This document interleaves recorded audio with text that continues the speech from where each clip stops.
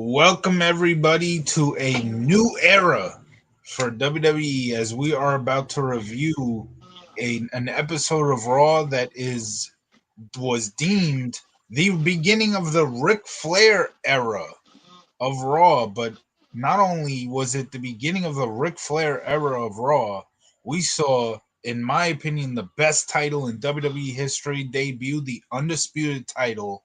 We saw the debut of Union Underground's Across the Nation theme song and the debut of the Raw set that we would come to love and know and love, I should say, And more from graphics. yeah, from like how long did that set last? Like 2002 to So, 2006 or something? so that set, that direct set, lasted from this show until they went to HD in Oh, 2008. 2008. Wow. Yeah, But that's the logo, I mean, the set changes maybe slightly with the new yeah, logo that they get in '06. right. But it's like whenever they show it in like video games, it's always like the set stays the same. It's just like the stuff that's off the side that kind of changes. Like when they, Right. I think when they change the set again, it's they drop whatever channel the Raw's airing on, kind of Spike. thing. Spike Yeah, TV. so Yeah. yeah, but like after a while, it's like they don't have the little sign like uh, Raw Yeah. WWE on USA or Yeah, that yeah. little sign anymore. Yeah, because they did that. They started doing that sign for TNN, and then Yeah, once they became Spike TV, they had the Spike TV sign. Yeah, then it that was was only for USA, that. and it was like USA WWE, and then it's Mm, like we're gonna drop this. yeah. Um.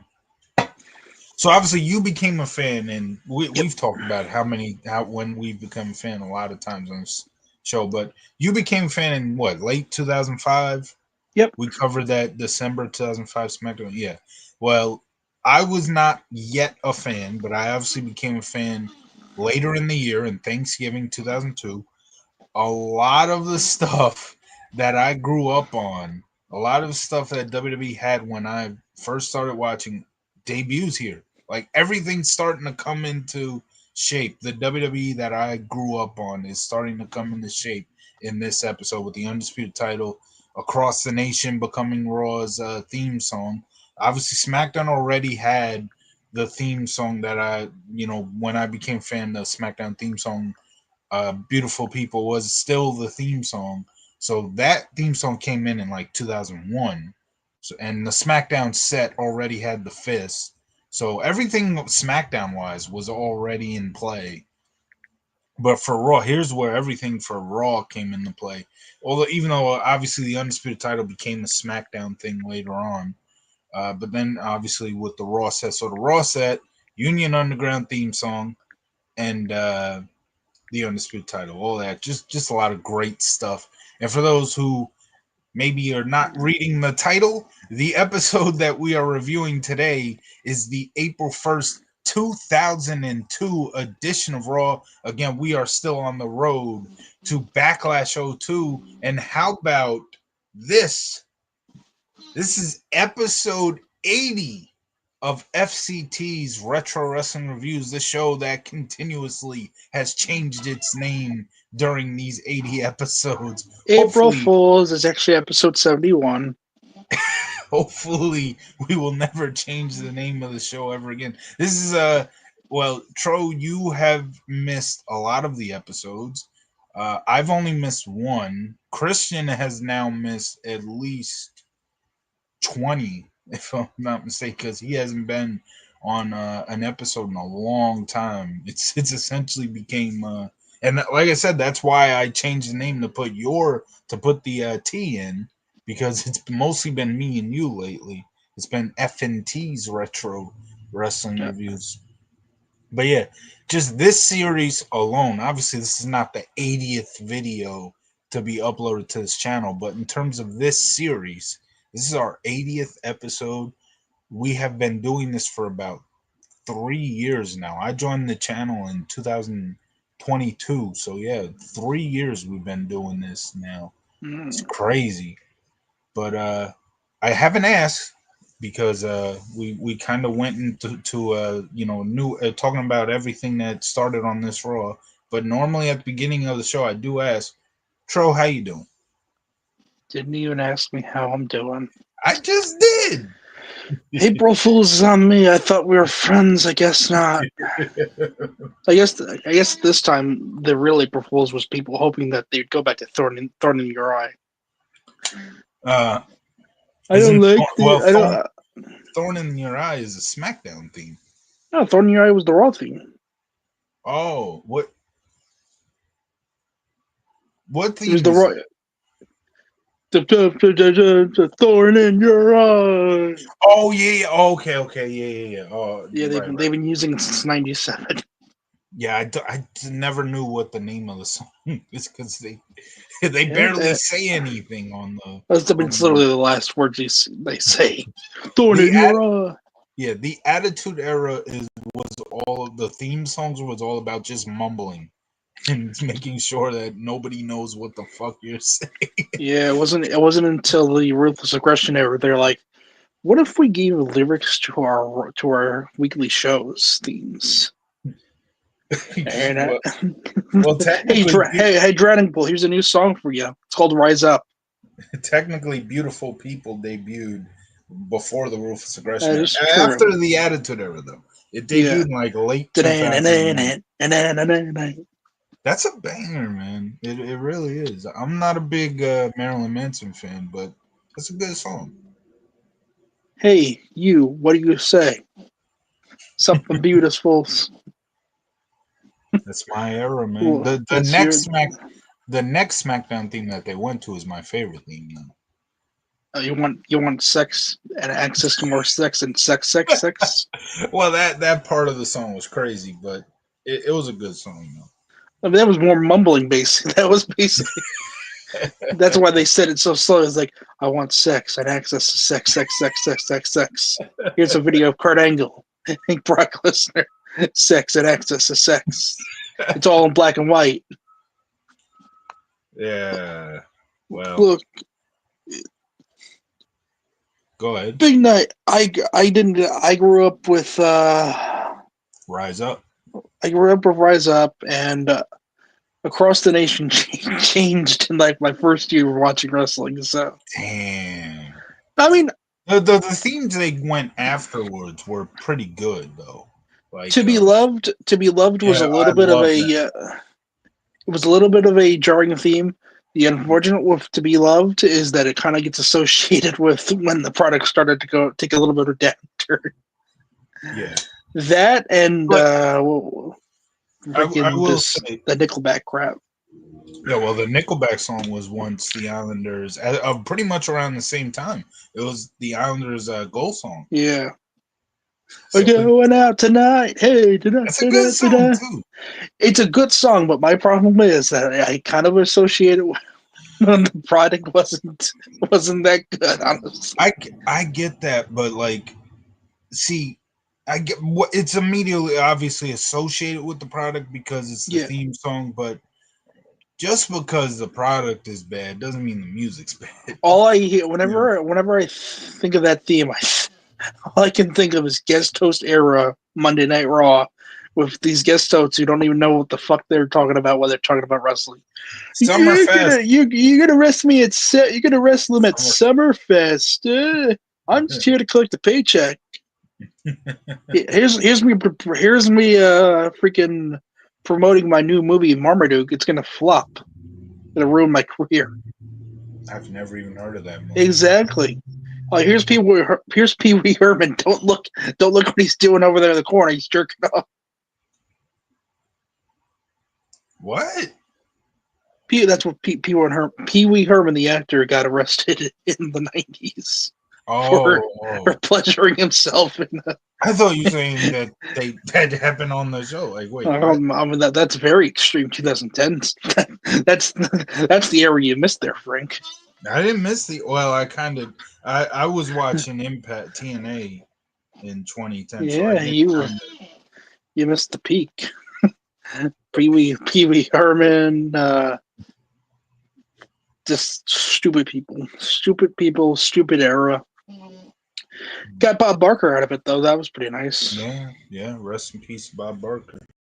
Yeah. But yeah, they did a good segment. The Price is Right with where he was like Yeah. feuding with Jericho. That was good. Because that and Santino, it was IRS was like, does that include tax? Yeah. Santino's like, I would like to buy a Vero, please.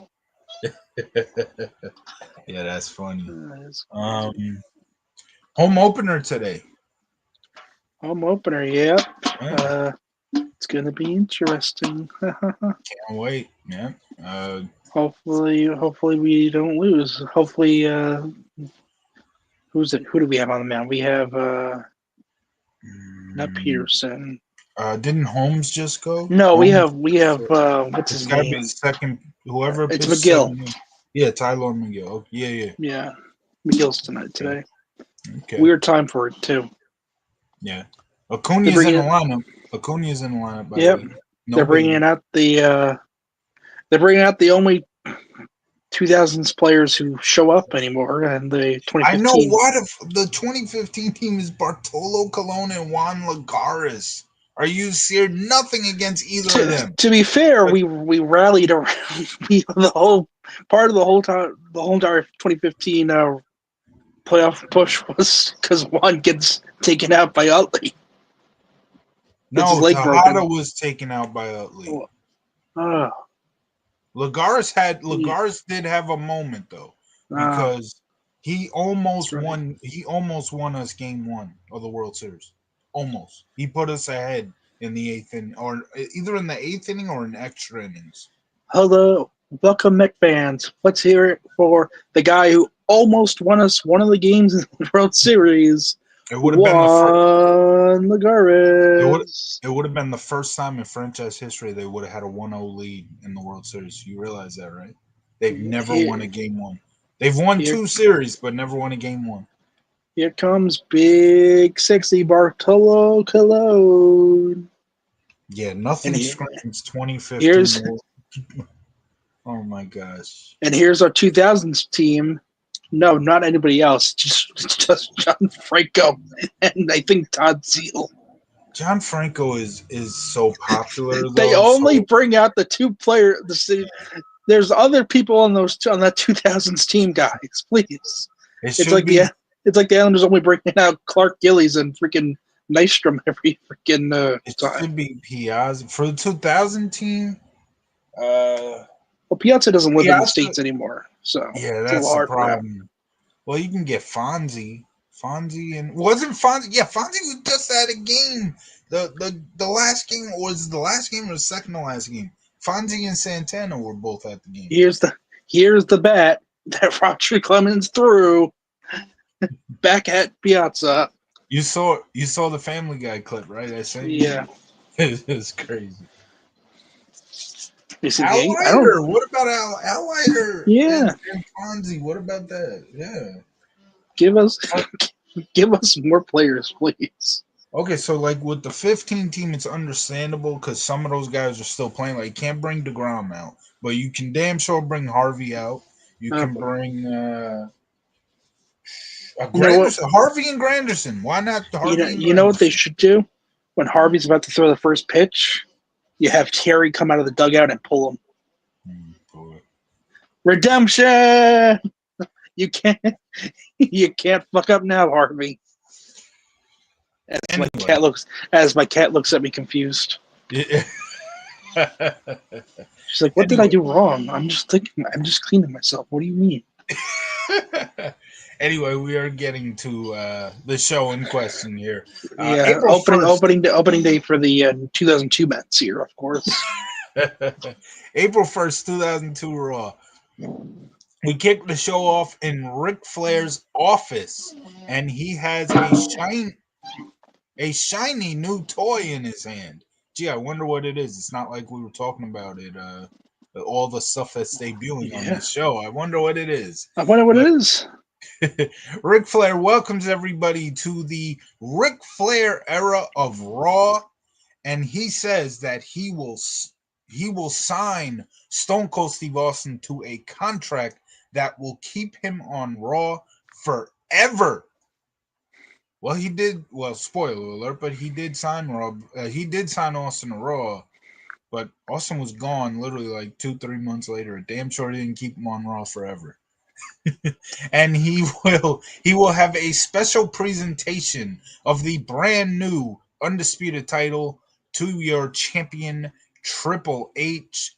Obviously, that is the shiny new toy that is in Ric Flair's hand because you can't hold a theme song in your hand and you can't hold a damn stage in your Have you tried? Why don't you go try and pick up that Raw stage? It's pretty damn big. I'm sure if you lift with your legs, it won't be too bad. And right after that, Union Underground across the nation, the intro of our childhoods, at least for your first year, I guess. The intro of our childhoods hits for the very first time. And what an intro it is. Tro, thoughts on Ric Flair opening the show and saying he will sign Stone Cold Steve Austin to a contract that will keep him on Raw forever and that he's going to have the championship presentation later in the night. I mean, he's not wrong. I don't think Austin ever appears on SmackDown again. So 2 years later, he does. Because remember, he was the special referee for. yeah, but he wasn't an active competitor. Yes, but he did appear on SmackDown. Because during the storyline, That barely counts. it's still an appearance. During the storyline of Brock Lesnar versus Goldberg, Brock Lesnar comes to Raw and steals the ATV, Austin's Yep. ATV. And so Austin goes to SmackDown to get his ATV back. And that is when the whole SmackDown roster is like in his way or something, and they all part ways and Yep. leave after once he comes out, except for one person, and that is the former member of Billy, Chuck, Rico, and Tro. Tro is standing there the whole time, and Austin says, "Fuck this." He grabs a table, sets it on fire, and power bombs Tro through the burning table. Damn. Not again.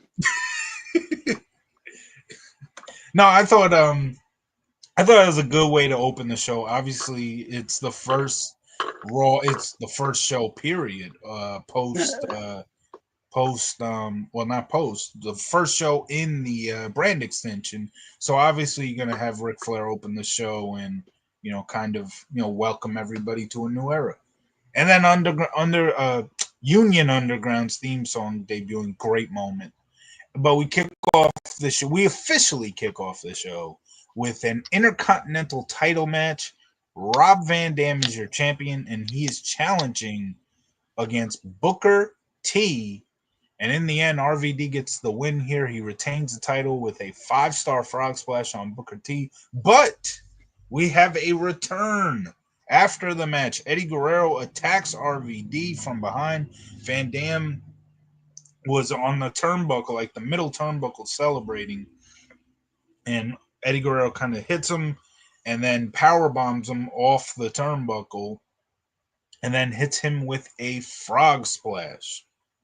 For some reason, there wasn't 5 stars on the frog splash.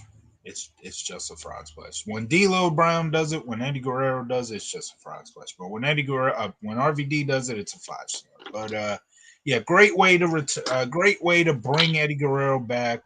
And now that everybody is on one show, or everybody's on the shows that they're going to be on for the time being, where we can really start building up the pay per view here, and that is what they're doing with this, because obviously Eddie Guerrero versus RVD for the Intercontinental title takes place on Backlash. And thoughts on the match? I thought it was a fun way to open the show. I gave it 3.5 stars. But yeah, the Eddie Guerrero attack was great too. Your thoughts on RVD versus Booker T and Eddie Guerrero's return? I liked it. Eddie's back, baby. Back from being fired, I think. Yes, and it's a bit of a sad kind, because it's like the beginning of Eddie Guerrero's last run on in WWE. While that Yeah, run was amazing, and it made me a huge fan of Eddie Guerrero. I mean, he's sadly going to pass away in just 3 short years. But I mean, like I said, it's sort of great. It's a great moment because his return is marking the beginning of what was the best run of his career. Like, yeah, at the end of this year, he's starting up the Los Guerreros, and they're doing those great vignettes that even I, as a kid, just loved, and I still love them to this day. And that's where the lie, cheat, and steal thing comes from. And the lie, cheat, and steal is what made Eddie Guerrero a star. That whole gimmick made yeah, Eddie Guerrero the legend that he is known today. yeah. I'm trying to remember. Did they move the commentary at this point? They're on. They're not Um, on stage yet, are they? no, that's a Bischoff thing. That happens after Bischoff. Yeah, Yeah, I think because they that do was that. that was a WCW thing. So the Yeah, reason why they did it is because now you bring in Eric Bischoff. So Eric Bischoff is trying to give a Nitro feel to yeah, Raw. Hence why he obviously brought in Johnny Nitro. But that was like the first thing. He puts the announce table all the way up near the stage.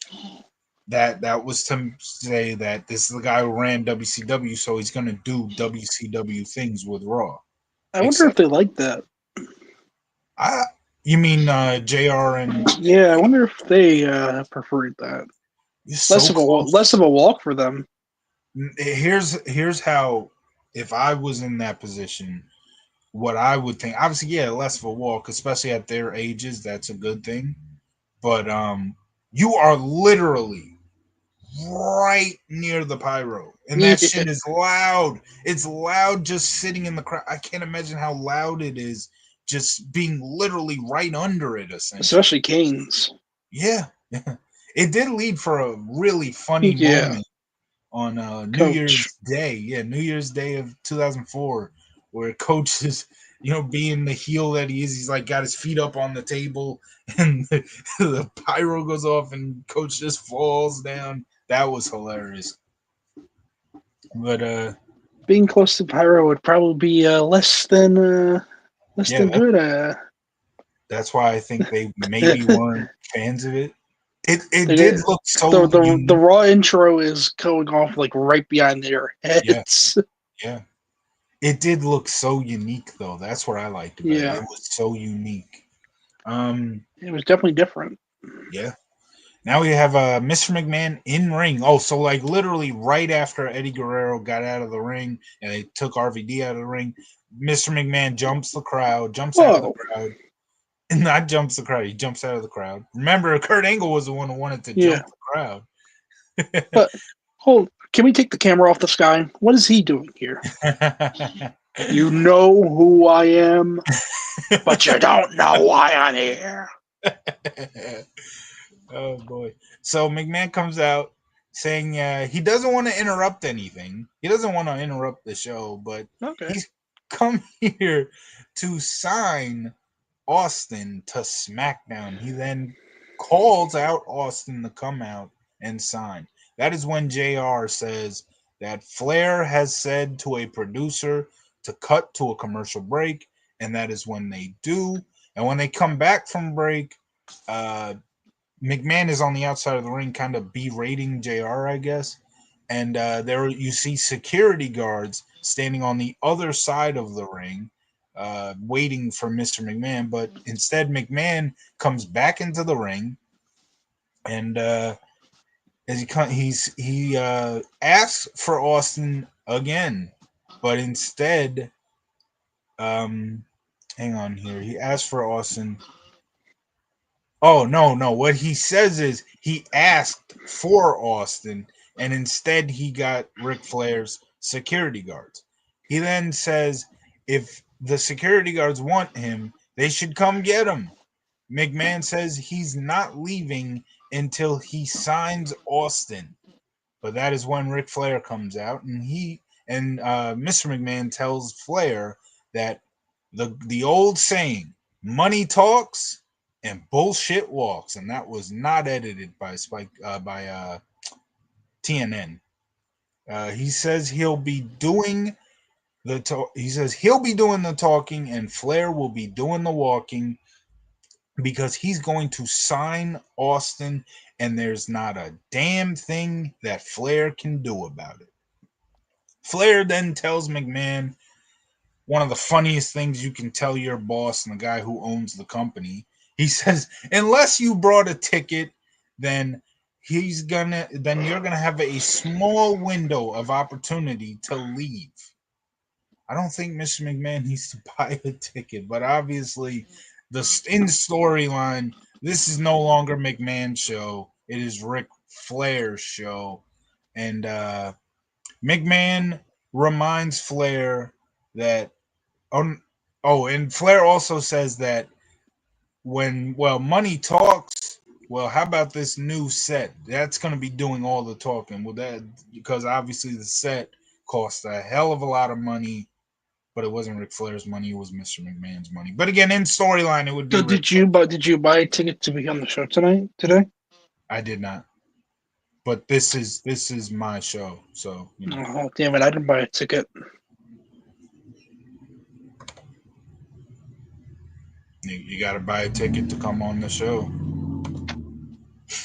I mean, technically, you're on the marquee too. You're in the title of the show now, so. Yeah, I mean I'm the one who's bankrolling this whole show. um, yeah. So McMahon says he isn't leaving, and there's not a thing that Flair's security guards can do, and there's not a damn thing. The second time he said that in this segment, he says there's not a damn thing Flair can do. To which JR says, "Pepper spray his ass." Just fucking set him on fire, you fucking dick. Kill this son of a bitch. He's not our boss anymore. I'm on Raw, and he's on SmackDown. That would have made for great TV if they actually pepper sprayed. Ah! Oh my gosh. Wouldn't be the first time he's been pepper sprayed by Oh people. my goodness. McMahon reminds Flair the last time he tried to do something was just this past Thursday on SmackDown when McMahon beat him in the ring. And JR points out the jerk that he is just has to point out that it was thanks to the Undertaker. Who has as great as the pepper spray line was, Undertaker has the line of the night, and I can't wait to get to it. We were talking about this too. A couple, I don't remember. We've done so many shows like this past month, and I know. I think it was off air. I talked about this to you, but it is a fucking hilarious line. Now I got to remember what it was. Okay, he then calls out Austin again and he's essentially telling Austin Flair is preventing him to come out and hear what Mr. McMahon has to say. Flair tells McMahon, get a grip, and then he asks the fans, he does a survey. He asks the crowd to give him a hell yeah if they want to see Austin on Raw. Crowd cheers, essentially gives a hell yeah. He asks the same question, but obviously this time Austin on SmackDown, and the crowd boos, to which Jerry Lawler points out, well, obviously they're going to say that they're on Raw. Flair tells McMahon he's going to give McMahon another Royal Rumble moment if he doesn't get out of here. McMahon says neither Flair or anyone back there is big enough to take him away. And that is when the Big Show's theme hits. Bad choice of words there. Big Show comes out. Crowd starts doing the na na na na hey hey goodbye chant. McMahon says, Big Show, I know you. I know your name, but my name is Vince McMahon. And Big Show just wasn't having any of that. He grabs Vince by the throat, picks him over his shoulder, and just walks him away, walks him out of the arena. As Mr. McMahon is yelling, put my ass down. Really good segment there. would have been a great way to start the show, but what are you gonna do? Like I said, the IC title was great, but I would have rather flipped that, have this open the show and have the IC title second. But what are you gonna do? What are your thoughts on, in my opinion, a really good segment here? Fine opening segment. This invader Vince McMahon showing up to Raw for whatever reason. Hopefully, he gets escorted out and banned for life from this show. Mr. McMahon invading Raw would be like me invading an episode of FCT's Retro Wrestling Reviews. They're It totally just they're totally different brands, obviously. yeah, well, in storyline they are, That'd be yes. that'd be like Islanders recap Frank invading a Oh, an man. episode of our FCT reviews. uh, Two totally different people. they come back and show a during the break segment where Show is carrying McMahon out of the Wait, did you give your thoughts on that? Yeah. Okay. McMahon Show is carrying McMahon out of the building. McMahon says he was going to draft Show, but Ric Flair beat him to it.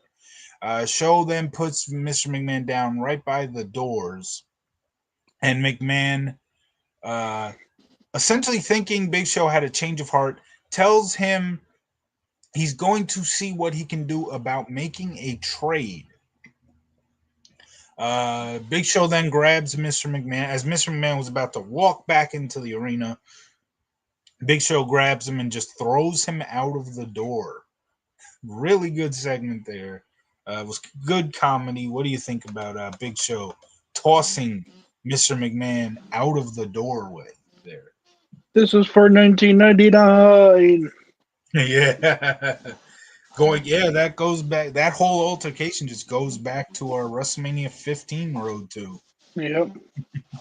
Uh, William Regal in a non-title match. He's your European champion. He's taking on Spike Dudley in a non-title match.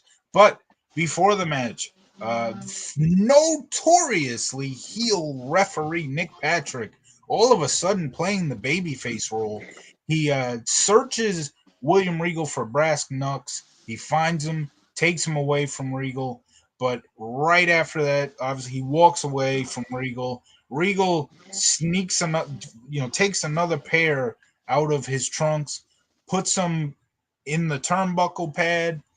But, and we do not see this, we only hear this from JR. As Spike Dudley is making his entrance, um, Nick Patrick walks over to the turnbuckle and takes the brass knucks and, essentially hides them from William Regal. Mm. In the end of this match here, Spike Dudley versus William Regal, Regal goes over to the turnbuckle looking for the brass knucks, and they're not there. And that's when Spike Dudley hits a Dudley dog on Regal for a 1-2-3. Spike Dudley pulling off the upset thanks to that no good son of a bitch Nick Patrick. That's no way to treat his commissioner. Exactly. This is Regal's show. He's the commissioner. Yeah, he was also the commissioner of the Alliance. Exactly. And Nick Patrick was an Alliance referee. Exactly. Uh, Once again, we're forgot coming where his butter was made. we're coming back to another road too. That would be our last one, the Unforgiven 01 road too. It's all connected.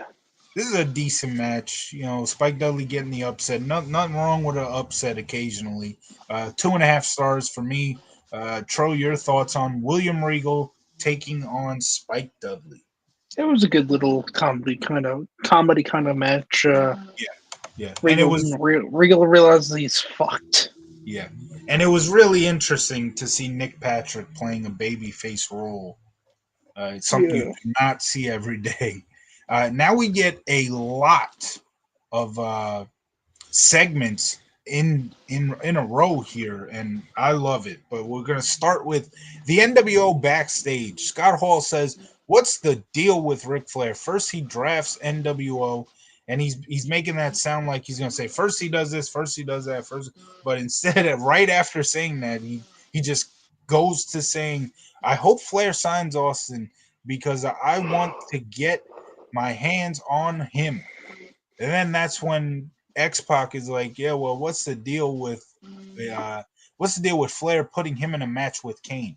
Which I think that that's where Hall was supposed to go. Like, what's the deal? First, he drafts the NWO, then he puts you in a match with Kane. I don't know if Hall made a mistake What's there. what's the deal with airline food? I don't know if Hall made a mistake there or what, but it's really weird the way he said it. But Kevin Nash notices something off screen. He points to it, and that's when the NWO walks up to the APA's office, which is the hilarious part about this is the APA's office is meant to look the way it looked after that final Yeah. segment on SmackDown. So, so is the guy on the 411 media thing described it as, is the APA set like in a pocket dimension where like Yeah, wherever Raw goes, it just magically sets up. yeah, that's hilarious. Uh, I've said I'm not a big fan of the 411 Mania guys, but they're right there. They're correct there because it's so weird. Like, hey, look, Yeah. and JR even says like right after this, or no, I think he says it during the match with X Pac and Kane. He said, "Oh, the APA's office was still dismantled from SmackDown." It's like you're not in the same arena. So, did Bradshaw put it back together? Bradshaw just brings the APA office. He's got it on his back every. Yeah, Oh my gosh! But but it all fits magically in a backpack, obviously. yeah. So so Nash walks over to the APA office. He takes the closed sign off, and he's like, "This no longer looks closed to me." But they walk in to the office. They pick up the table. There's a table laying there. They pick it up. There's a bunch of beer cans there. It's like, oh look, they left beer for us.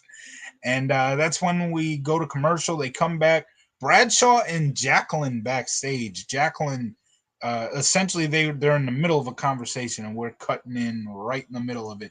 Jacqueline says, "Yeah, I miss Ron too," and that's when Crash comes in, and Crash essentially bumps into Jacqueline. Jacqueline's like, "Hey, watch it," and Crash just looks at Bradshaw's like, "I just want to let you know, NWO is taking over the APA office." That's when Bradshaw pushes Crash down. This is in a locker room, so uh, Crash kind of falls into a locker, and Jacqueline like slaps him too, and they both Jacqueline and Bradshaw leave the locker room. And again, we got a lot of segments here. It's not over yet. We have Trish backstage. This is already a 20 out of 20, not even a 10 out of 10. We have Trish backstage, and she's getting her jacket looked at by the WWE seamstress before she's interrupted by Terry, and Terry is all jealous about Trish landing on the cover of the Divas magazine. She says that ever since that Divas magazine came out, Trish has had an attitude like she's better than the rest of us. And Terry reminds Trish that Terry is the diva of all divas. And well, obviously Terry was not on TV a lot, Nope. but if she was, I feel like that line, that nickname could have stuck. Like that's a really good nickname, diva of all divas. But she tells Terry, Trish tells Terry that there's always next year as it come as part being on the Divas magazine. She says there's always next year, and to get out of her face because she's obviously standing right next to Trish, and so Trish tells her to get out of her face. But that is when Ric Flair comes in, and Flair is seeing the tension between these two divas. He also is seeing the Divas magazine as he immediately took it away from Terry and started looking in on it. But because of the tension and because these two divas are acting like children, Ric Flair makes a paddle on a pole match for later Bro. tonight Trish Stratus tells Terry that while she can show her ass, not that that's a bad thing, she can also kick ass as well. And she's going to start tonight with Terry. And now we have Coach interviewing Deborah. He says everyone is dying to know if Austin has made his decision. Does he want to go to McDonald's after the show, or does he want to go to Burger King after the show? I don't know. I think that's what Coach was talking about. I Obviously. don't know. Deborah says that Austin has not made a decision one way or another, but he will make his decision tonight. Now you have NWO in APA's office. Hall spray painting NWO for life on the APA's door as Kevin Nash and X Pac are playing strip poker. Bit of a downgrade from last week's strip poker that Yeah. Tori Wilson in it, but that's beyond the point. Bradshaw runs in, attacks NWO before he gets blindsided by a big boot from Nash. X Pac then hits him with a chair, and Nash says, "Now you can have your damn office back." Okay. We start with the NWO segment. Uh, Hall kind of messed up there, it seemed, but it's not a big deal. And X Pac was able to fix that. Um, and then they see APA's office and they walk in the APA's office. That was a bit of a cool segment. I mean, it's NWO being NWO. The Bradshaw Crash and Jacqueline segment was funny. Trish with Terry and Ric Flair. That was a good segment to set up the paddle and pole match later. Uh, Coach and Deborah was just a normal interview segment, not too much special there. And then NWO and APA's office, good way to set up the Bradshaw It's a NWO. panel on a pole match, bro. You were so late. That was so late. I No, swear. I said bro the first time you mentioned the match. No, I know you did, but that would the when you brought Bro, it up there, that was late bro, as hell. Yeah, I bro, know. bro, bro. Yeah, guess what? He wasn't writing this show, so Are you sure, bro? Maybe Ric Flair was on the phone last week, bro. With the bro, Vince, bro, yeah, Russo, bro. no. And Flair wasn't the one writing the show either. Just You so don't you, know that, bro. This Flair's is, not the guy writing the show. Vince Russo talks like the rock bottom people in SpongeBob. He just has to say Oh, bro after every bro. What bro do bro you bro mean bro that bro does not bro work bro for you bro. he does say bro a lot. That is true. Yeah, Um, no wonder him and Hogan never got along. They brother, kept on. bro. What do you mean, bro? I'm not your I'm not your brother, bro. South Uh, Park. I'm not your bro, brother. No wonder they didn't get. I'm not your bro, brother. I'm not your brother, bro. So yeah, the NWO and APA's office, great way to set with Bradshaw running in. That was a great way to set up Bradshaw and NWO's feud that will carry into Backlash. Um, Thoughts on all these segments from the first NWO segment to Bradshaw and Jacqueline with Crash, Trish, Terry, and Ric Flair, Coach interviewing Deborah, and then the final NWO and APA's office segment. Thoughts on all those segments? But they were good.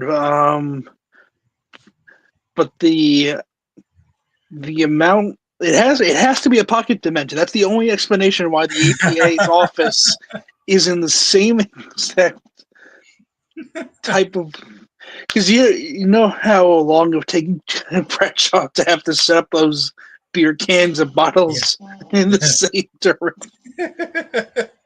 That was hilarious. Just somehow randomly the APA's office is still the same way it looked on SmackDown. That's crazy. And But JBL didn't even Bradshaw didn't even knock on the door before he went in.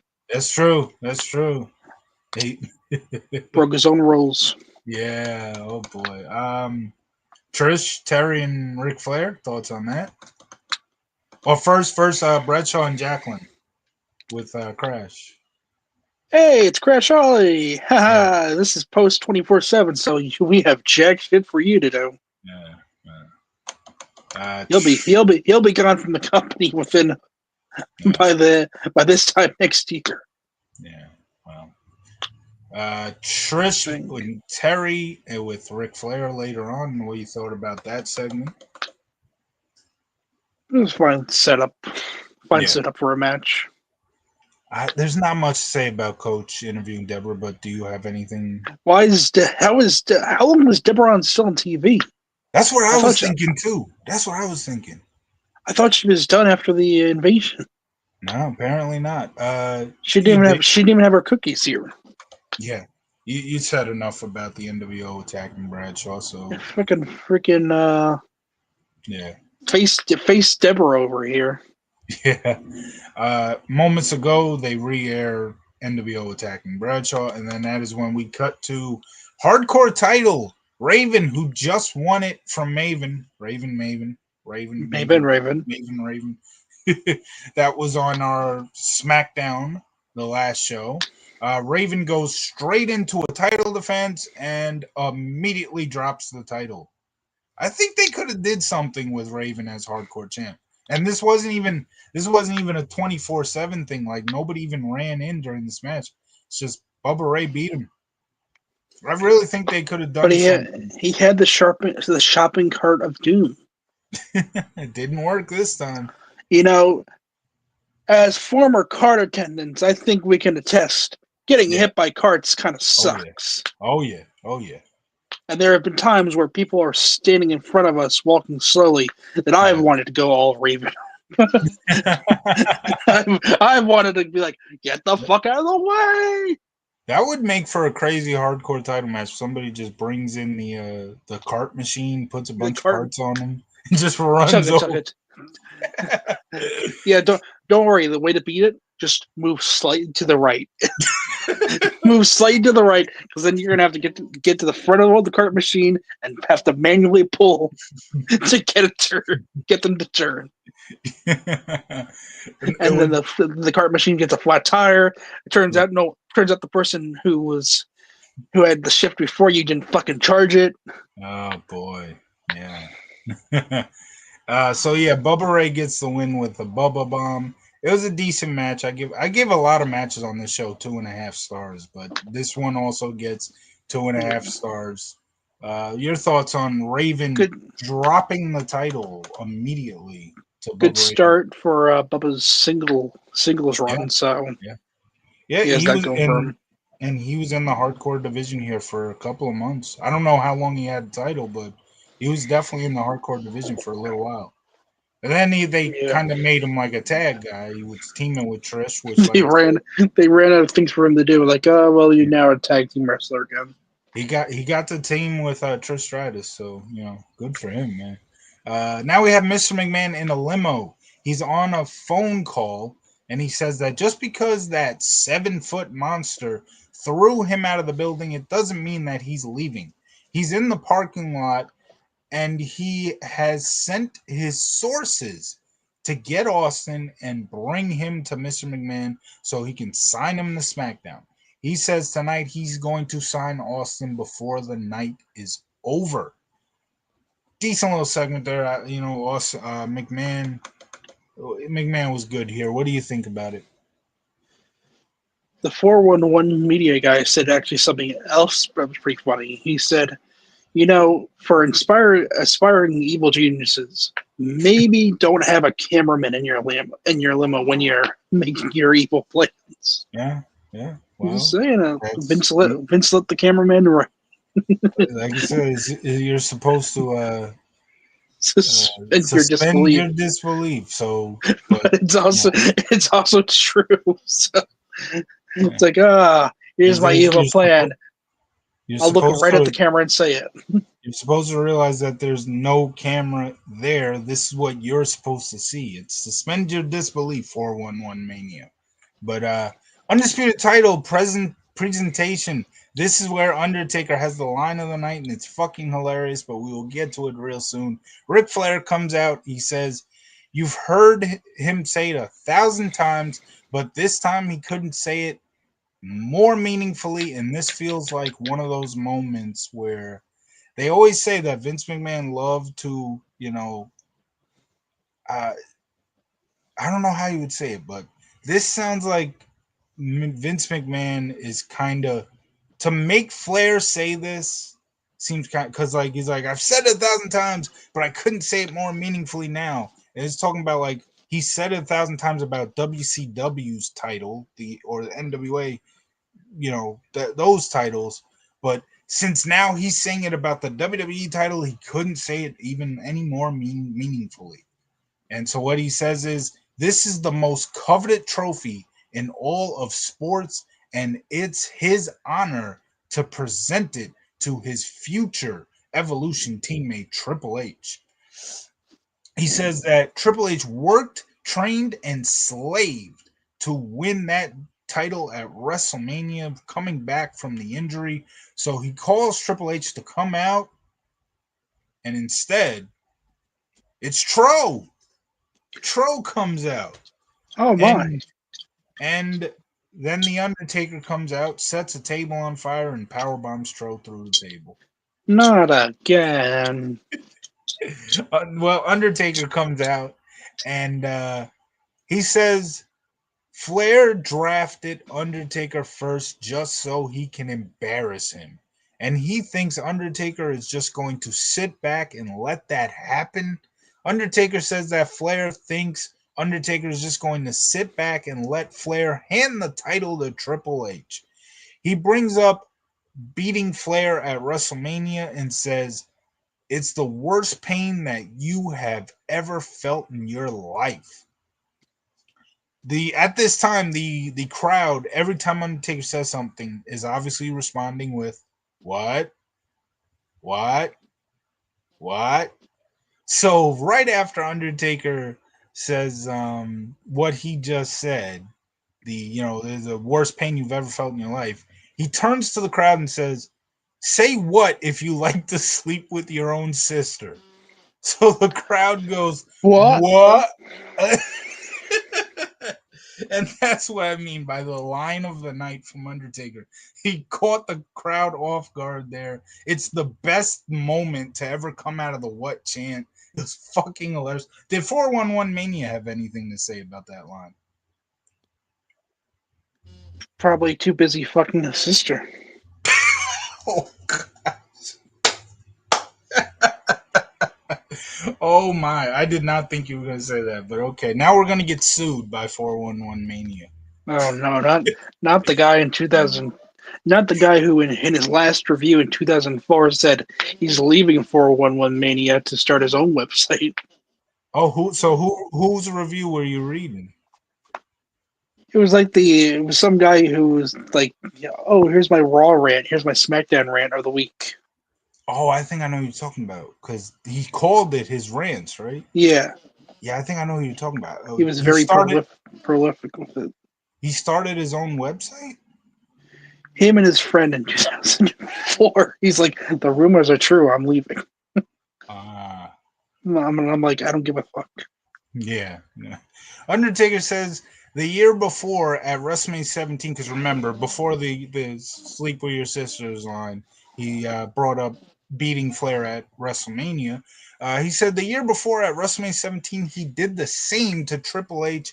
And matter of fact, he has beaten Scott Triple. Scott Keith. Oh, Scott. Oh, okay, yeah, okay. That name sounds familiar.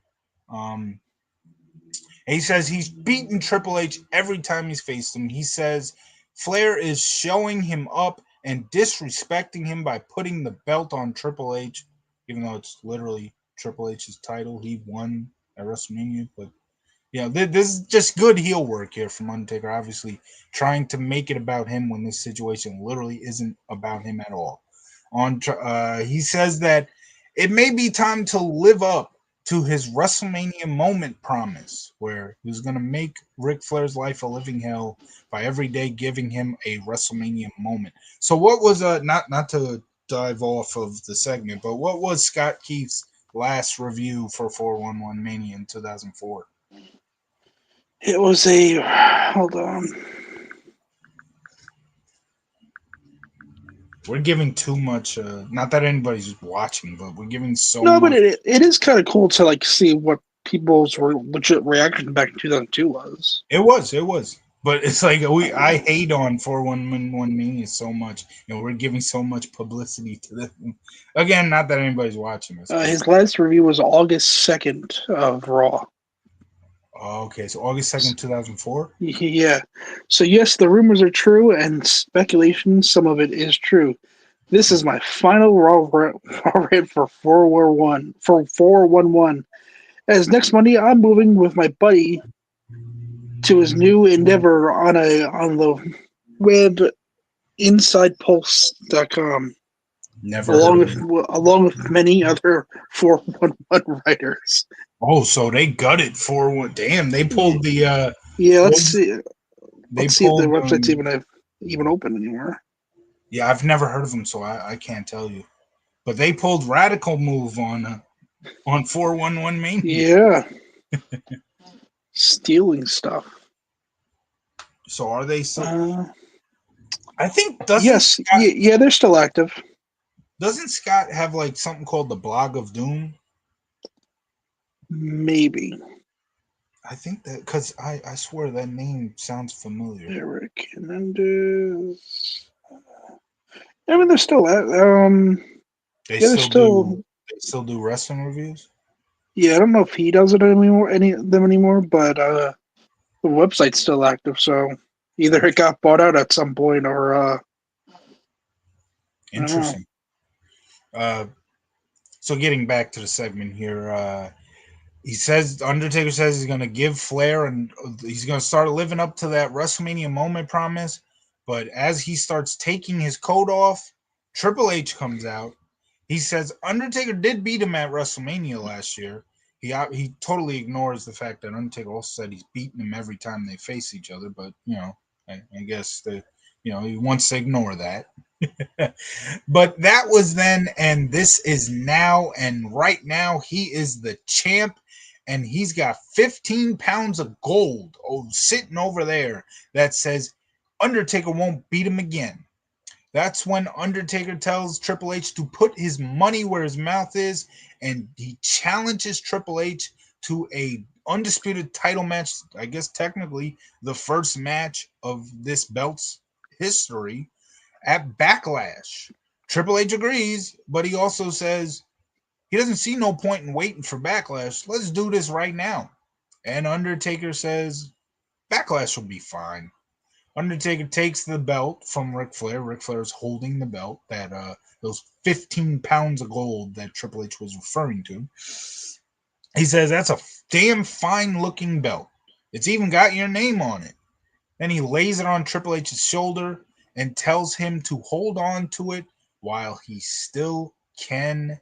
So in the end, the undisputed title was presented to Triple H, but it was presented to him by The Undertaker, not by Ric Flair. And him saying hold on to it while he still can is how the segment ends. Really good segment here. I loved Undertaker being a legitimate heel here, a guy that, I mean, anybody who makes a situation about them that's not about them, a lot of times that person's going to get a lot of hate. That's exactly what Triple H, that's exactly what Undertaker did here, being a heel. I know a lot of people hate when the heel backs down. Even Russo himself is a guy who hates that. He bashes WWE so much whenever it happens today, and I'm sure he was not too happy about seeing this with Undertaker. Of all the guys, like Undertaker's one guy where like he wouldn't be the guy to back down from a challenge to anybody. His character, you would think that. But me personally, I think it's a heel move. It's a heel move. It's not on your terms. It's gonna be on my terms. That's just what a heel does. And I enjoyed the segment. Undertaker was obviously the star of the segment, and classic, classic moment. Say what if you sleep with your sister? Just half the crowd goes, "What?" Great segment. What did you think of it, Tro? Now, before I give my Yeah. thoughts, I dove into the rabbit hole of Scott Keith. You're right. He does have his Okay. own website. Blog of Doom, right? Yep, Scott's blog of Ah, doom. see, that's how I know him. Yeah. His last update on the other website that he and his friends started Yeah. was in 2019. Oh wow! So he stayed there for a long. What year did the Blog of Doom start? Probably 2019 if Hmm. he left that website in the same year.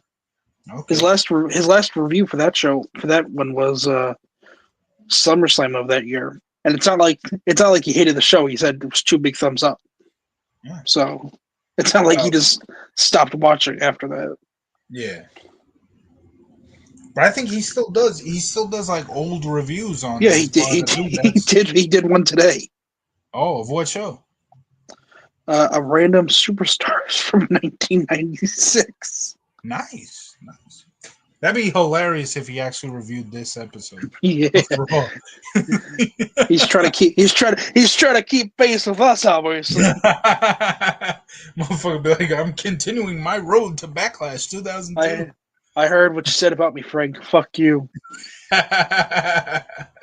Wait, did I bash him? I bashed Yeah, 411 Mania, but what yeah. did I mean, you blasted the whole 411 Mania crew there. technically, yeah. I didn't say anything about him, though. I If technically it, bashed him. And he's not affiliated with 411 Mania anymore. I don't know. I mean, it was 2002. It's pretty Did incredible that he he's still active to this day. did he make any smart mark review remarks in because I don't know if he's one of the guys that does that. Maybe I I'm wrong. mean, I'm not holding anything against him for not liking the. He didn't like this show, by the way. Is He he wasn't a fan of this episode. Yeah, I disagree with that. But is he the one who? Okay, I will absolutely hate on him if he's the one who made the April Fool's line. Is that because you got to be a fool to enjoy this Raw, whatever it was? Was that him? Let's find out. Hold on. It could have been. We'll find out right here, right now, An folks. April Fool. It was something like you got to be an April Fool's to have liked this episode. I think that was 411 Mania. I don't remember because I was looking up somebody's review of the show today, and that's what I came across. To the end. Where's the end? It would be at like literally the beginning of the Yeah. review. No, it wasn't at the beginning. He So it said wasn't him. they needed 15 minutes to end of the show. Uh, well, that was pretty much the same thing as we've been sitting for the past 4 years or so. Same guys getting pushed, same finishes, same basic set. I mean, if you're gonna hype up the show as a big change of this new millennium, try to find a better main event than Kane versus X That Pac. wasn't the main event, though. The main event was where Stone Cold Plus, Steve Austin was going to sign. plus Vince all over the show after getting booted off last week, and then interviews leading up to the Austin return weren't exactly Linda McMahon's level of electricity. Color me disappointed. Uh, I mean, he's entitled. I do want to make I'm, that clear. that Everybody's entitled. kind of is true though. New Every, era here. Here's our main event match. it's not Kane the and X Pac. when you have a show I said like main event that. match though. Not, It was the main event match technically, but when you have a weekly show like that that ends on a segment and is all about that main event segment, you're normally more often than not you don't get a main event match like Hulk Hogan versus Andre the Giant or something. Whatever. I guess in this case it would be like Undertaker versus Triple H. You're not gonna get that because the show was all about where Stone Cold Steve Austin was going to sign. It was not about building to a big main event match later in the show. And yes, weekly shows a lot of times do have great main events. And back then they did. I love when they do. But still, not every show is going to have a big main event match, especially the week. Not all the weekly shows. The pay-per-views should. There's a reason you're paying for them. They should absolutely have big main events. weekly shows are about creating storylines. And the big situation on this show was where was Austin going to sign? Not Not a we have fan. a big what? Not a fan of this guy's opinions. I I don't want to say I'm not a fan because, like I said, everybody's entitled to their opinion. I don't agree with it. I don't agree with Frank now wants Scott Keith to come on the show so he can debate him. it. Now Scott Keith can say I heard what you said about me because now I do disagree with something that he said. Frank, avid Scott Keith hater. Not a fan of the Scott's blog of doom. I've read his blog of doom, but I can't remember much to even be able to say if I am not a fan of it or not. So I don't know. I'm not a fan of 411 Mania because every time I read their reviews, it's fucking smart mark shit. You know? So I'll say that. Where the hell were? Oh, okay, yeah. How about this tag team match right here? Random as hell, but wow. And so many. I'm sure there's a lot of people that don't even know that this match actually happened. The Hardy Boys taking on Mr. Perfect and Boss Man. I believe they only called him Boss Man on this show, but He's not big obviously, anymore. obviously, we're talking about the Big Boss Man. Wow, that's something, man. Two different eras. You They're have the a same eras. If you Mr. want to get technical, Mr. Perfect and the Hardys were in the same era. Yeah, but Miss. Okay, so the Hardys era is the Attitude Era. Mr. I mean, Perfect's the era. Hardys era is also the new generation era. If you want to get frank, because No, they did they were freaking jobbers. they did tryout matches. That's not their freaking No, era. totally the same. No, They made their debut at the King of the Ring. yeah, they were the jesters opening the Yeah, stage. and Yeah, they gestured the hell out of those doors. No they one could open the doors like they could. the Hardy Boys era was the Attitude Era.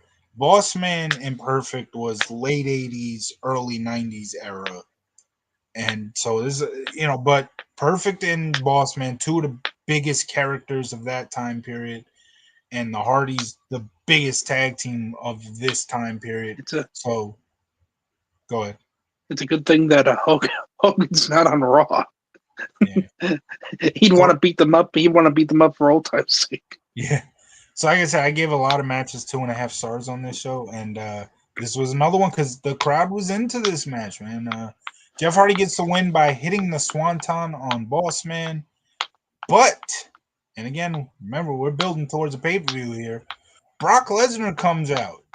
This time, he waited till the match ended, but this time, this is also where we finally know who his first opponent is because he's been attacking people randomly. This is where finally we get his first opponent. Brock Lesnar comes out, attacks the Hardys. He F5s Matt Hardy, which I don't even think that is named yet because every time he F5 somebody, JR and Lawler just don't say anything. But in terms of like saying, oh, F5. But then he power bombs Jeff Hardy 3 times. And Paul Heyman comes in, and I think was it the last show where he attacked DDP? Well, when he attacked DDP, Heyman came in and did the Diamond Cutter.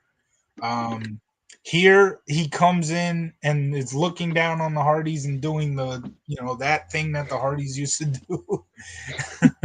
And then obviously, just like all these other segments, he puts Brock's hand up as to say, "You're the victor." And what are your thoughts on the Hardys versus Perfect and Boss Man and the attack by Brock Lesnar afterwards? I'm surprised he didn't talk. He didn't attack Big Bossman. He seems like he's targeting the people who helped him train, like Bossman, Yeah. helped train him. Thoughts on? Go ahead. Brock killed freaking Matt Hardy right here. Poor Yeah. poor Matt. Yeah. Rest in peace, Matt. Rest in Um, peace, Matt. that F5 ended him. But thoughts on the match? Fun match. Bizarre seeing Big Bossman in the Across the Nation era Yeah. of Perfect too, though. Perfect too. perfect. A little strange to see, but I've seen at least. I might have seen his entrance from this show before because I don't know if he ever shows up again. I mean, This is probably Bossman's last appearance, though. no, it isn't. I looked up. I thought it was one of their last appearances. I looked up both of their last appearances, and it's Well, a little later on. yeah, Boss I Man's know. last match. Boss Man's last match was against Tommy Dreamer, and I know Perfect gets fired. I know Perfect gets fired yeah, after the Flame Right from Hell, and that's in yeah, May. that's a whole month away. It's early May, but yeah, Perfect got fired. I forgot who Perfect's last match was. Last WWE match, but Boss Man, it said Tommy Dreamer in like May of so. Yeah. Obviously, I know Perfect's overall last match. It was a pole match against David Flair in NWA TNA, the weekly pay per view era in What a 2003. shitty way to go out. Shortly before his passing, sadly, it wasn't supposed to be his last match. Obviously, it's Still, just he yeah, sadly. Mr. Perfect's final match. What's it gonna be? What's it gonna be? David Flair. Okay, how can we make this even worse? On a pole. Now we see Terry getting ready for her match wearing nothing but bra and panties, and JR yells, "She's going to wrestle in that!" And they show right after that she puts her coat on and walks to the ring, and that is where we get a paddle on the pole match between Trish Stratus, the amazing Trish Stratus, taking on Terry. Fun match here. I gave it 3.5 stars. Trish gets the win, but before she can do anything with the paddle, Molly Holly comes down, attacks Trish from behind, picks up the paddle, and bashes it over Trish's head, breaking the paddle itself. And, well, setting up a new feud here between Trish and Molly Holly. I guess Uh, Molly's healed now. yeah, she is. And just a cool little moment there seeing they made that paddle shot look so like vicious with by the fact that the paddle just broke off over Trish's head. But yeah, I really enjoyed this match. What are your thoughts? I thought it was good. Yeah. But this isn't even close to peak Molly. Peak Um, peak Molly comes later. what would peak Molly be? Oh, for Molly. Hmm. Where she's desperate enough to get to WrestleMania that she'll shave her head for it. Yeah, I think this is peak Molly, where she becomes the virtuous one. That was her best gimmick in my opinion. And that's what we're getting to here as time goes on. Although Trish, being she, ends up facing Jazz and not Molly Holly at the pay per view, but she goes into a pretty big feud here with Molly over the next couple of months. Truthfully, now we have Mr. McMahon on the phone again, and he's no longer in the limo. He's now outside the limo, and he says Austin has not arrived, and he doesn't think that he will. But somehow, Mr. McMahon says that he will get back into the building and make his case to the rattlesnake. And then they cut to Ric Flair and Austin in Ric Flair's office. Austin says he wants Mr. McMahon back in the building so he can hear what Mr. McMahon has to say. He thinks it's only fair to hear what both of them have to say. He tells Flair that after the next match, he, Austin, and McMahon will head to the ring so Austin can hear what both McMahon and Flair have to say. Thoughts on McMahon on the phone and Flair and Austin in Flair's office. What a nice guy Ric Flair is. Yeah, Good guy Flair. yeah. I've enjoyed these the segments here leading up to your main event, and I'm not talking about Kane versus X Pac, Mister Come on. Blagadoom.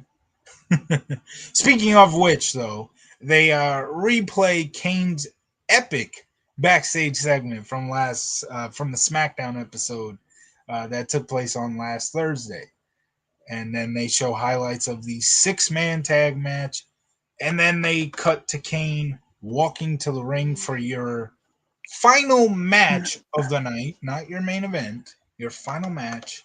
Kane taking on X Pac, and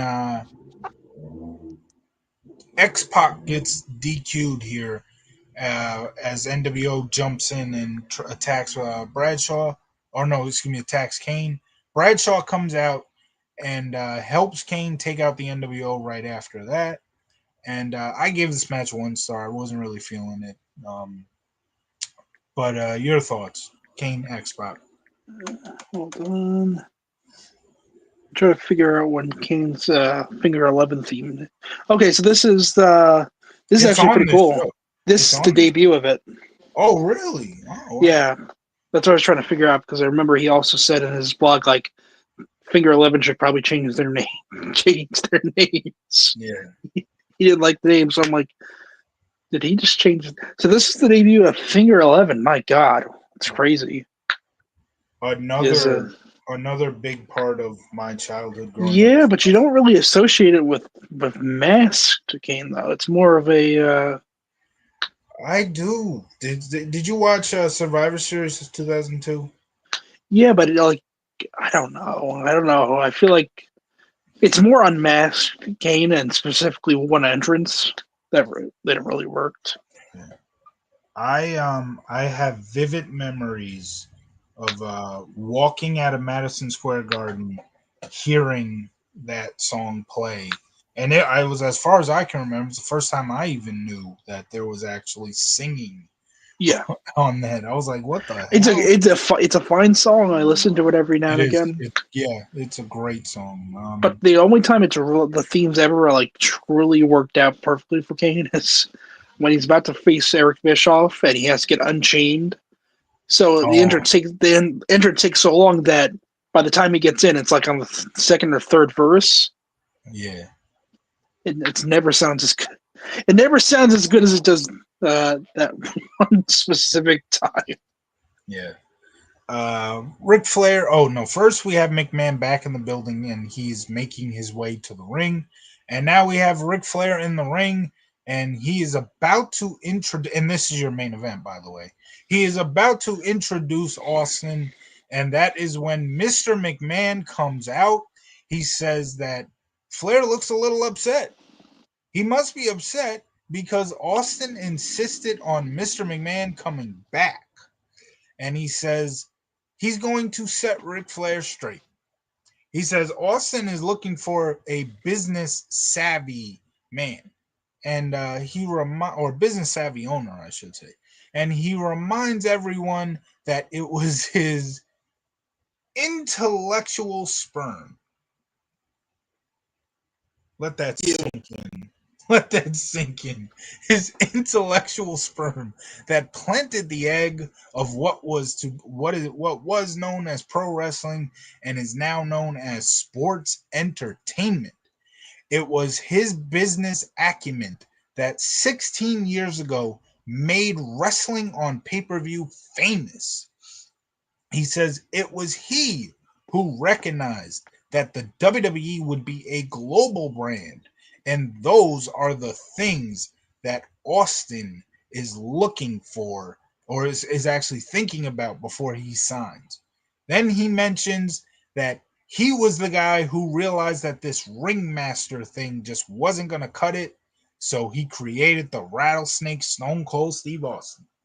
And that is when he's about to announce that Stone Cold Steve Austin is going to come out here and sign with him on SmackDown. But then the glass breaks before he can finish saying that. Austin comes out. McMahon tells Austin that he likes his t-shirt. Austin was in a shirt here because obviously he's not wrestling. That is when Austin tells him he doesn't give a rat's ass about Mr. McMahon's intellectual sperm. That is the second time we've gotten intellectual sperm on Monday Night Raw. Vince likes his sperm jokes because later on in '06, he's like, the product of my semen. Yeah, that's Shane McMahon. oh boy. Oh boy. He asked Mr. McMahon if he's got a contract for him. To which Mr. McMahon says yes, he does. And then he asks Ric Flair, does he have a contract with him? Yes, Ric Flair says. Or he's asking him, do they want him to sign the contract? And they both say yes, obviously. Austin says he respects what Mr. McMahon has done for the WWE and himself. So that is when he offers to shake Mr. McMahon's hand. It's like shades of they referenced WrestleMania 17 earlier on the show, and it's like shades of WrestleMania 17 here. As they're shaking hands, the crowd starts booing, and JR's like, he sold his soul again, damn it. But then he shakes Ric Flair's hand and tells him, no disrespect, but it's just business. Business is business. He then takes the contract from Mr. McMahon, is about to sign it, when he reminds Mr. McMahon of today's date, which is April 4th, 2025. I don't know why. I don't know why Austin's reminding Mr. McMahon about it. Austin gets his dates mixed up. He like we do. It's like, which day's date, son? April 2nd, Stone Cold. Shit. That doesn't really work. That doesn't sound as cool then. April Fools. He reminds Mr. McMahon what today's date is, and as you can see by the title of the video, this episode took place on April 1st. So he tells Mr. McMahon, April Fools. He stuns Mr. McMahon. Ric Flair goes absolutely nuts. He gets the coolers, Austin's little cooler from outside, brings it in the ring, starts drinking some beer, and that is when he takes the stunner himself. But Austin still signs the Raw contract and lays it on Ric Flair's chest. And that is how we go off the air. Great segment here to end the show. I guess, Scott from Scott's Blog of Doom would rather see a bunch of 450 splashes. And this was 2002 opinion. Yeah, well, that's probably what he wanted to see. A bunch of shooting Those stars. didn't exist. Those didn't exist yet. Shooting Star Press absolutely existed in 2002. No, it's like Canadian Destroyer. It didn't exist yet. Okay. Match of night and segment of night. Let's see what I would have for. I know what I have for segment. I gotta look at what I would have for match of the night. I guess we're gonna go with the opener. RVD versus Booker T. That was a fun match. This show was not about matches though. If I had to pick a segment of the night, again, I really enjoyed Undertaker's heel work here. So I'm going undisputed title presentation. Overall, out of 10, this was a damn good show. I'm going perfect rating, 10 out of 10. I mean, Perfect was on the show, so why not? True. Match of the night. Segment of the night. Match of the night is the opening segment. I mean, it's the opening match. Mm-hmm. Segment of the night is the main event. There you go, main event. Yeah, and just so Scott with his blog, you're not saying that the segment 8 out of 10. Okay, but you're not saying that the segment of the night by saying main event. You're not saying the segment of the night is Bradshaw or X-Pac versus Kane. You're saying the segment of the night is McMahon and Austin and Flair, because that was the main event. And the funny thing about after this segment, it kind of starts this plant seeds for eventual Flair's heel turn. That's true. I mean, he because he doesn't. He kind of takes a exception to Austin stunning him. Can you blame him though? I mean, what did he do? What did he do to get stunned? Does Ric Flair not watch the product? Austin stuns everybody. Yeah, you're not supposed to drink the beer. I get that. You're also not supposed to bring a cooler into the ring. Austin's kind of OCD. He's like, "Damn it, son! I'm supposed to catch it. It'll look cool. You're not supposed to bring the cooler in the ring. Damn it!" Yeah. Um, Rule DT rule number one: DTA and don't drink beer of Austin. I'll always stun you. I, you know, I'm not gonna sit here and say the Austin and Ric Flair storyline's the greatest storyline ever because obviously it's not. Nope. It, It's part of the it reason that makes him walk out. yeah, sadly, because I disagree with Austin on the fact that the product, these storylines were not good at the time. I disagree with him on that. I do understand that getting pissed off that WWE literally is trying to shove money out the window by doing Brock Lesnar versus Austin on free TV. So I don't blame him on walking out for that. But I enjoyed Austin and Ric Flair, that storyline. They recreated the Austin and McMahon storyline, and obviously it's never going to be as good. You know, the a lot of times what's the saying for second movie? Sequel. The sequel is not always better than the first. It almost never is. But there was nothing wrong with recreating Austin and McMahon, and this time doing Flair and Austin. I thought it was pretty good for what it was. Sadly, we'll never see the end of that storyline because obviously Austin walked out. I mean, if people who were writing the show at the time would have been smart enough to realize Austin versus Brock Lesnar, free TV, maybe not the smartest thing. From a fan standpoint, I would have loved it. I mean, it would have been a damn good match. It would have been awesome. That was But just the straw that broke the camel's back, though. oh, I know. But who knows if he actually walks out if that never happens? Like, I'm sure especially, I'm sure something else probably pisses him off. how about this though? If it never happens, what if they put him in a storyline at for Vengeance to face Brock Lesnar, and they build it up like a dream match? That might change Austin. That might change it, where he might see Maybe, but he start. was also tired of like the schedule and That's not true. Yeah, really, not really doing too much. that's right. And can't blame him on that either. I mean, WWE schedule is crazy, and I know they Yeah, cut down on house shows, so it's not really like that today. yeah, But back then, it was crazy. You literally had to perform like every day. yep. You barely ever got any days off. So I can't blame anybody. It almost killed Kurt Angle. It's true. That's why he left to TNA. Yeah, less dates. Absolutely. Um, so you said 8 out of 10. Eight I of give ten. us I give us 10 out of 10. So we're kind of back to not having the same review because a few one We just can't agree. we agree though that the show was really good.